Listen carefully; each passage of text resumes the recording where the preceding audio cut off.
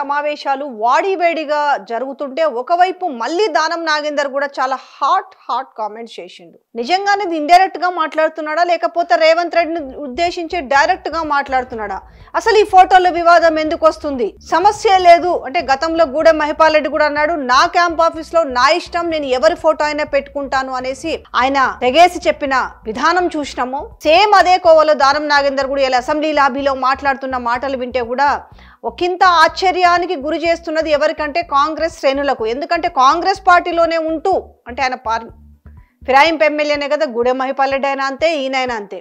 But ఏంటి, నేను భయపడతానా? హైడ్రా విషయంలో భయపడేది లేదు.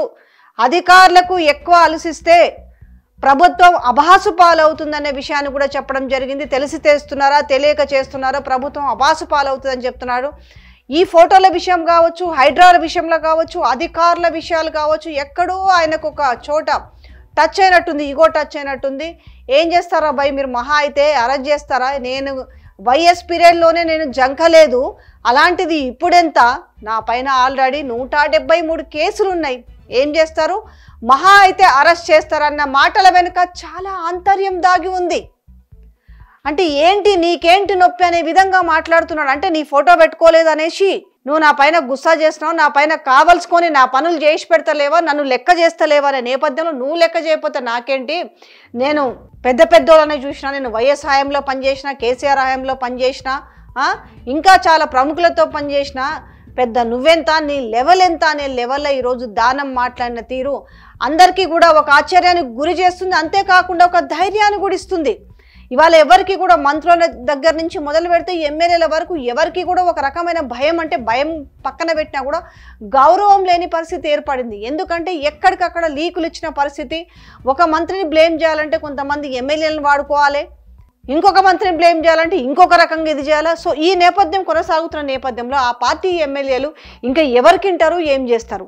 సో ఇలా అసెంబ్లీ చూస్తుంటే అంటే అసెంబ్లీ గురించి ఎవరు కూడా కించపరచకూడదు, కానీ ఈ రోజు వీళ్ళు మాట్లాడిన అంటే ఇంతకుముందు గతంలో కేసీఆర్ హయాంలో మాట్లాడారు, ప్రిపేర్ అయి రాలేదంటే డాష్ పీకనికి వచ్చిరా అని మాట్లాడిన నేపథ్యంలో ఈ రోజు వీళ్ళు ఒక్కటంటే ఒక్క నిమిషం అంటే అసెంబ్లీ స్టార్ట్ అయిన వెంటనే వాయిదా వేసారు. అసలు వాయిదా ఏ సందర్భాల్లో వేస్తారు? ప్రతిపక్షాలు ఏదైనా లొల్లి చేసినప్పుడు, ఏదన్నా దాని మీద ఇక అప్పుడు కంట్రోల్ చేయలేము అనుకున్నప్పుడు వాయిదా వేస్తారు, లేదంటే ఏదైనా నోట్ రావాల్సిన నేపథ్యంలో వాయిదా వేస్తారు. ఇది మాత్రం తెలుసు. కానీ ఈరోజు అసెంబ్లీ జస్ట్ ఇట్లా మొదలు కాకముందుకే వాయిదా వేశారు. ఎందుకయ్యా అనంటే మిగతా వాళ్ళందరూ కూడా క్యాబినెట్ సమావేశంలో ఉన్నారనేసి. 4 రోజుల క్రితం ఈరోజు అసెంబ్లీ సమావేశం, ప్రత్యేక అసెంబ్లీ సమావేశము ఈరోజు ఎస్సీ వర్గీకరణ పైన అండ్ బీసీ కులగణన దానిపైన ఈరోజు పెడతామని చెప్పి మరి నిన్న మొన్న కూడా క్యాబినెట్ సమావేశం పెట్టుకోకుండా, లేదు నిన్న మొన్న పెట్టకపోయినా ఇలా పొద్దున తెల్లవారుజామున కూడా క్యాబినెట్ సమావేశం పెట్టుకొని టైంకి వచ్చి అసెంబ్లీలో తీర్మానం చేయొచ్చు. బట్ ఈ రోజు మళ్ళీ కూడా ఈ బీసీ కులగణన పైన కూడా చర్చ చాలా వాడివేడిగా జరుగుతుంది. గత ప్రభుత్వంలో 2014లో చేసిన లెక్కలకు కానీ ఇప్పుడు లెక్కలకు కానీ ఎందుకు 21 లక్షల తేడా వస్తుందంటే దానికి శాంటిటీ ఏంది అని మాట్లాడుతున్నారు. సో ఈ నేపథ్యంలో అసెంబ్లీ కొనసాగుతుంది. అసెంబ్లీ ల్యాబ్లో మాత్రం ఇలాంటి వాడివేడి చర్చలు జరుగుతున్నాయి.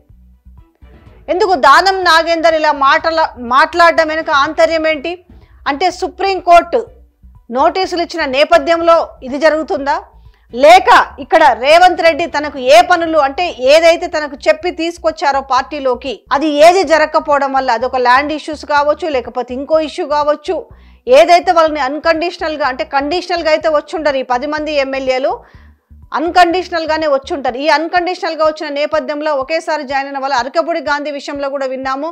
సో తనకు సంబంధించిన భూ కబ్జాలు కావచ్చు, ల్యాండ్ సెటిల్మెంట్ల విషయంలో కూడా రోజుకొకటి తెరపైకి వస్తున్న నేపథ్యంలో తనని మాత్రం వెనకేసుకొస్తున్నాడు. తనకు సంబంధించిన వాటినన్నిటిని కూడా క్లియర్ చేస్తున్నారు.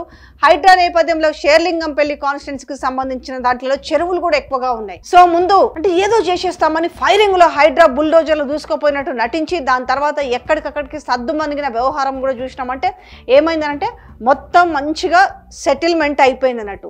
కానీ నాకు మాత్రం ఆ పరిస్థితి లేదు, నేను చెప్పిన ఏ పని చేస్తలేరు అన్న నేపథ్యంలోనే ఈరోజు అధికారులను కూడా తప్పు పడుతున్న పరిస్థితి కనపడుతుంది. దానం నాగేందర్ హైడ్రా విషయంలో వెనికి తగ్గేదే లేదు, దట్టు పేదలకు అన్యాయం జరిగితే అస్సలు సహించలేదంటున్నాడు. ఈ మాట ఇప్పుడు మాట్లాడడం ఇది 3వసారి. గతం అంటే ఒక నెల క్రితం కూడా జనరల్గా ఆయన ఎవరికి ఇంటర్వ్యూస్ ఇవ్వడు, కానీ ఒక సోషల్ మీడియాని పిలిపించుకొని మరీ ఇంటర్వ్యూ ఇచ్చేసి దాంట్లో కొన్ని పాయింట్స్ అంటే క్వశ్చన్స్ అడిగిన విధానం కూడా తనే ఇచ్చి ఆ క్వశ్చన్సే ప్లాంటెడ్గా అడిగించినట్టుగా కేవలం టార్గెటెడ్గా అనిపించింది. సో ఇక్కడ చూస్తున్న విధానం కూడా ఈరోజు మళ్ళీ కూడా ఈ ఫోటోల పైన చర్చ రావడం అనే విషయం చూస్తే ఖచ్చితంగా రేవంత్ రెడ్డిని బహిర్గతంగానే టార్గెట్ చేసి మాట్లాడినట్టుగా అనిపిస్తుంది. బహిరంగంగా అండ్ బహిర్గతంగానే టార్గెట్ చేసి మాట్లాడుతున్నట్టుగా అనిపిస్తుంది. ఎందుకు లేకపోతే ఈ ఫోటోల వివాదం వస్తుంది? గతంలో గూడెం మహిపాల్ రెడ్డి కూడా మాట్లాడిన విధానం చూస్తుంది ఏంటంటే వీళ్ళని బలవంతంగా చేర్చుకున్నారా, లేకపోతే వీళ్ళ ఇష్టంతో మరి పార్టీలో జాయిన్ అయినరా, లేదు ఈరోజు సుప్రీంకోర్టు నోటీసులు ఇచ్చిన విధంగా అంటే ఇక మీకు ఎన్నాళ్ళు గడువు కావాలి, రీజనబుల్ వాల్యూ టైం అంటే ఏంటి, అంటే శాసనసభ గడువు ముగిసేదాకా మీరు ఇలాంటి ప్రయత్నాలే చేస్తారన్న నేపథ్యంలో జరుగుతున్న వ్యవహారమా, లేకపోతే ఈరోజు ఇంత త్వరితగతిన అంటే ప్రభుత్వం అన్నప్పుడు మనకి ఇంకా అంటే ఒక సంవత్సరం పీరియడ్ గడిచిపోయినా అంటే ఇంచుమించు ఒక సంవత్సరంన్నర కావస్తుంది, ఇంకొక 3.5 సంవత్సరాల పీరియడ్ అయితే ఉంటుంది, హ్యాపీగా ఉండొచ్చు అనుకొని కూడా పార్టీలు మారుతున్న నేపథ్యం అంటే ప్రభుత్వం ఉన్న పార్టీలోకి మారే విధానం చూస్తాం. కానీ ఇక్కడ ఈ సంవత్సరంలోనే ప్రజలకు వీళ్ళపైన ప్రభుత్వం పైన విసుగొచ్చే ఒక తిరుగుబాటు చర్య కనిపిస్తున్న నేపథ్యంలో ఈరోజు అన్ని వర్గాల వాళ్ళు ప్రజలు రోడ్లపైకి ఎక్కి ఈరోజు వ్యతిరేకత చూపుతున్న నేపథ్యంలో ఇది రెంటికి చెడ్డ రేవళ్ళ ఎందుకు వచ్చిన లొల్లిల నాయన వీళ్ళకి అనుకున్నంత సీన్ లేదు అన్న నేపథ్యంలో ఇలాంటి మాటలు వస్తున్నాయా, లేకపోతే లేకపోతే అనర్హత వేటు పడుతుంది, మేము ఇదే పార్టీలో ఉంటే మేము గెలవలేమేమో అనేసి వీళ్ళొక తిరుగుబాటు ప్రక్రియకు పూనుకున్నారా? అంటే నిన్న మొన్న కూడా చూసినాం కదా, 10 మంది ఎమ్మెల్యేలు ఒక మంత్రి పనితీరు బాలేదు, ఒక మంత్రి చెప్పిన పని చేస్తలేరు, ఒక మంత్రి అక్రమాలకు పాల్పడుతున్నారు, ఒక మంత్రి ఎవరో కాదు బాహాటంగా పొంగులేటి పైన తిరుగుబాటు చేస్తున్న పరిస్థితి చూస్తున్నాం.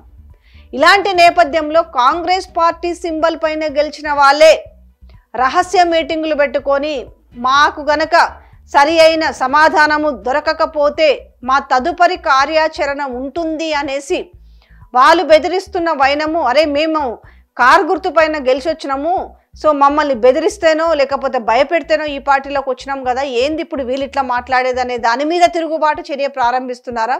ఇప్పుడున్న ఫిరాయింపు 10 మంది ఎమ్మెల్యేల పరిస్థితి ఎట్లుందంటే ముందుకు పోతే నొయ్యి వెనక్కి పోతే గొయ్యి అనే పరిస్థితిగా ఉంది. ఇక స్పీకర్ డెసిషన్ తప్పని పరిస్థితి కనపడుతుంది. ఇవాళ ఏంది టాపిక్ అనేది ఇప్పుడు ఈ ఉన్న ఏవైతే ఈ లోకల్ బాడీ ఎలక్షన్స్లో సర్పంచ్ మినహాయిస్తే ఇప్పుడు మిగతా ఎలక్షన్స్ ఏవైతే నోటిఫికేషన్ వస్తుందని చెప్తున్నారో తిరుగుబాటు చర్య ఏ విధంగానైతే ఉందో ఇలాంటి నేపథ్యంలో కనిపిస్తుంది. ఒక రకంగా ఇప్పుడు ఈ 10 మంది ఎమ్మెల్యేలకు భయమే, ఎందుకంటే వ్యయ ప్రయాసలకు ఓర్చి ఇప్పుడు ఎలక్షన్స్లో దిగాల్సిన పరిస్థితి ఉంటుంది ఈ 10 మంది ఎమ్మెల్యేలు. సో ఇలాంటి నేపథ్యంలో గెలుస్తారా అంటే కాంగ్రెస్ పార్టీ నుంచి పోటీ చేస్తే గెలవడము అసాధ్యం అనే విషయం అయితే వాళ్ళకి అర్థమైంది. బట్ ఎట్లా చేయాలి మరి? ఖచ్చితంగా బై ఎలక్షన్ వస్తే కాంగ్రెస్ పార్టీ నుంచే పోటీ చేయాలి, వచ్చి బీఆర్ఎస్ నుంచి అయితే పోటీ చేయలేరు కదా, సో అలాగని ఇండిపెండెంట్గా పోటీ చేయలేరు కదా. ఇలాంటి నేపథ్యంలో ఈ 10 మంది ఎమ్మెల్యేల పరిస్థితి అయితే చాలా దారుణంగా ఉంది. ఈ 10 మంది ఎమ్మెల్యేలు ఫిరాయింపు ఎమ్మెల్యేల పరిస్థితి అట్లనే ఉంది. మరొక 12 మంది ఇప్పుడు తిరుగుబాటు మరి కావాల్సుకొనిది రేవంత్ రెడ్డి బిహెండా ఉండి చేపిస్తున్నాడా, లేకపోతే అంటే దాన్ని చూస్తుంటే అట్లనే అనిపిస్తున్నాయి. మరి అదొక 12 మంది, ఇక్కడనే 22 మంది. సో వీళ్ళ ప్రోగ్రెసివ్ రిపోర్ట్ బాగలేదు అనేసి వీళ్ళ వర్క్ మంచిగా లేదు, వీళ్ళు మొత్తము అన్నిట్లలో కూడా భూదందాల్లో భూ కబ్జాల్లో కమిషన్లు వాటాలు అన్నిట్లలో తలదూరుస్తున్నారు అనేసి ఆయన తెచ్చుకున్న రిపోర్ట్లో మొత్తం కలిపితే ఇంచుమించు 52 మంది ఎమ్మెల్యేల పరిస్థితి ఎట్లుందనంటే రెంటికి జడ్డ రేవడిలాగుంది. ఇప్పుడు ఇదేంద్రని ఆయన ఏమి సంక్షేమ పథకాలు ఇవ్వకుండా మమ్మల్ని అనవసరంగా ఇబ్బందులకు గురి చేసిన అనేసి ఆ 30 మంది ఎమ్మెల్యేలు ఇబ్బంది పడుతున్నారు. రెండో విషయం వచ్చేసి ఏంటంటే 12 మంది ఎమ్మెల్యేలు మంత్రి పైన తిరుగుబాటు బావుట ఎగరవేస్తున్నారు. ఇక ఈ 10 మంది ఎమ్మెల్యేల పరిస్థితి ఎట్లుంది?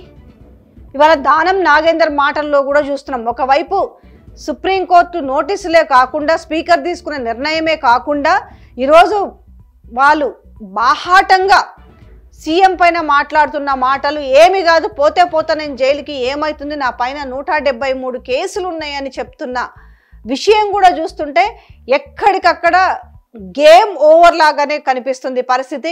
మరొక 6 నెలల్లోనే బై ఎలక్షన్స్ తథ్యమని కూడా కనిపిస్తుంది. మరో 6 నెలల్లో బై ఎలక్షన్స్ తప్పవని కనిపిస్తుంది.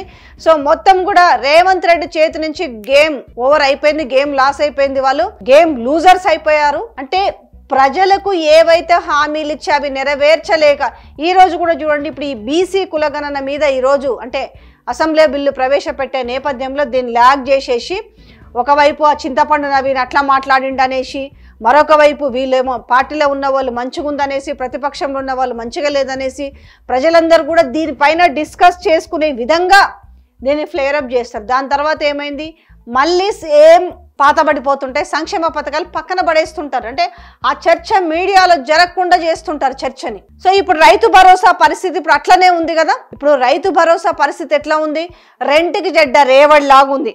అసలు ఇస్తారా ఇయ్యరా? ఇస్తే నిజంగా వీళ్ళకు రైతుల పైన చిత్తశుద్ధి ఉంటే ఎందుకు మండలానికి ఒక గ్రామాన్ని సెలెక్ట్ చేసుకొని ఈ రైతు భరోసాని ఇది చేస్తారనేసి మొత్తానికి ఇప్పుడు బీసీలను అడ్డు పెట్టుకొని రైతు భరోసాకి ఎగరామ పెట్టే కార్యక్రమమే పెద్దగా కనిపిస్తుందని చెప్పుకోవాలి.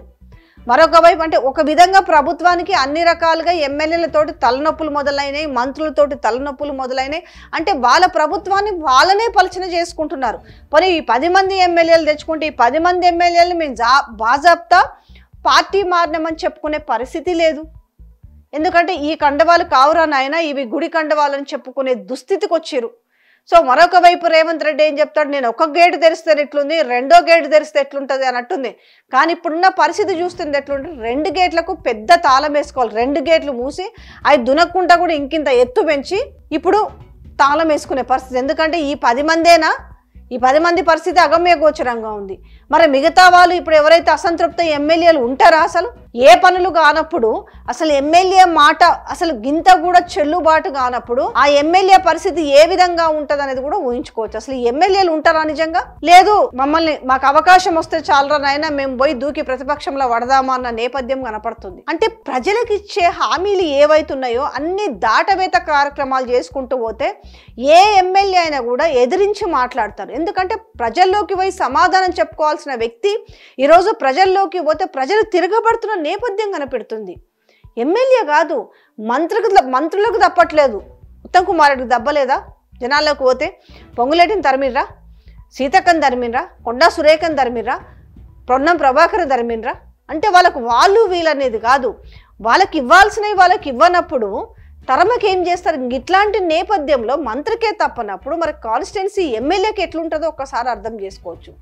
సో ఈ ఓవరాల్గా ఇలాంటి మాటలు వస్తున్నాయంటే అరెస్ట్ చేస్తే చేసుకోండి, నేను ఎవరికి జంకలేదు, నేను ఎవరికి భయపడలేదు అన్న నేపథ్యాన్ని ఆయన ఎగ్జాంపుల్గా చెప్తే మాట్లాడుతున్నాడు అని అంటే ఖచ్చితంగా ప్రభుత్వం పరిస్థితి ప్రజల దగ్గర చేజారిపోతుంది, ప్రతిపక్షము బలపడుతుంది, ప్రభుత్వం బలహీనపడింది. జనరల్గా ఏమంటుంటారంటే ప్రభుత్వ దాటికి తట్టుకోలేక ప్రతిపక్షాలు బలహీనపడ్డాయి అంటారు ప్రతిపక్షం. బట్ ఈరోజు జస్ట్ 1 ఇయర్ దాటిన నేపథ్యంలో ఈరోజు ప్రభుత్వం బలహీనపడి, కాంగ్రెస్ ప్రభుత్వం బలహీనపడి ఈరోజు ప్రతిపక్షమైన బీఆర్ఎస్ బలపడుతున్నది. ప్రతి దానికి ప్రజల వద్దకు మేమున్నామంటూ ప్రతి గ్యారంటీ స్కీమును, లేకపోతే జరుగుతున్న ల్యాండ్ కబ్జాలు కావచ్చు, లేకపోతే కట్టే ప్రాజెక్టుల విషయంలో కావచ్చు, మెగా కృష్ణారెడ్డి విషయంలో కావచ్చు, వీళ్ళు ఆనాడు ప్రతిపక్షంలో ఉండి Congress party and Revanth Reddy and co ఏ మాటలైతే మాట్లాడిరో వాటిని ఈరోజు ఎందుకు మీరు ఇది చేయకుండా మీ పక్కన ఎందుకు పెట్టుకున్నారంటూ మీరు మెగా కృష్ణారెడ్డి విషయంలో కూడా చూసిరు. మొన్న దావోస్ పోయి ఆయన పెట్టుబడులు అక్కడ పెట్టించుకున్న నేపథ్యంలో కూడా కడిగి పారేసిన విధానము, ప్రజలకు వాస్తవాలు చెప్పిన విధానం చూస్తున్నాం. అరే నీ ఇంటి ముందు నన్ను పోయి నువ్వు దావోస్కు పోయి యూరోప్ పోయి నువ్వేంద్ర నాయన నువ్వు సంతకాలు పెట్టించుకొచ్చేది, నువ్వు పెట్టుబడులు పెట్టించేది అనేసి. అంటే ఎంతసేపు ఉన్నా ప్రజల ముందుకు అబ్బా మేము చాలా చేసినామని ఒక గొప్పగా హ్యాట్స్ ఫ్లెక్సీలు వేసుకున్న నేపథ్యం తప్ప పనుల వరకు వచ్చేసరికి శూన్యం. అంటే ఎట్లుందంటే వీళ్ళది మాటలు కోటలు దాటుతాయి, కాళ్ళు గడప దాటమంటారు కదా, ఆ చందనంగా ఉంది ఇప్పుడు. ఆ చందంగా మారింది తెలంగాణ ప్రభుత్వ పరిస్థితి. తెలుసు, వాళ్ళ మనస్సాక్షికి కూడా తెలుసు, కానీ పైకి ఖచ్చితంగా ఇంకా ప్రజల ముందు ఆ బింకాలు పలకపోతే కుదరదు కాబట్టి. కానీ ప్రజలు ఏవి కూడా పట్టించుకునే పరిస్థితులు లేరు. ఇవాళ ఎమ్మెల్యేలు, ఫిరాయింపు ఎమ్మెల్యేలు కావచ్చు, సొంత పార్టీ ఎమ్మెల్యేలు కావచ్చు, తిరుగుబాటు చర్య బావుట ఎగరవేస్తుంటే వాళ్ళది వాళ్ళు సరిదిద్దుకునే క్రమంలో కూడా లేకపోయింది. ఇంకా దరిద్రమైన విషయం నవ్వులాట ఏంటి అనంటే మా ప్రభుత్వ తీరు బాగా ఉందనేసి అంటే సోషల్ మీడియా పోల్స్లో ప్రూవ్ చేసుకున్నాం అనుకున్నా కూడా ఆ సోషల్ మీడియాలో కూడా ప్రూవ్ చేసుకునే విధానం కనిపించింది. సోషల్ మీడియాలో కూడా ప్రూవ్ చేసుకునే విధానం కనిపించింది అని అంటే సో ఇంకా ఏ రకంగా ఉంది. మరో 6 నెలల్లో మాత్రం పక్కా బై ఎలక్షన్స్ మాత్రం ఖచ్చితంగా తప్పదు అనేదే కనిపిస్తుంది.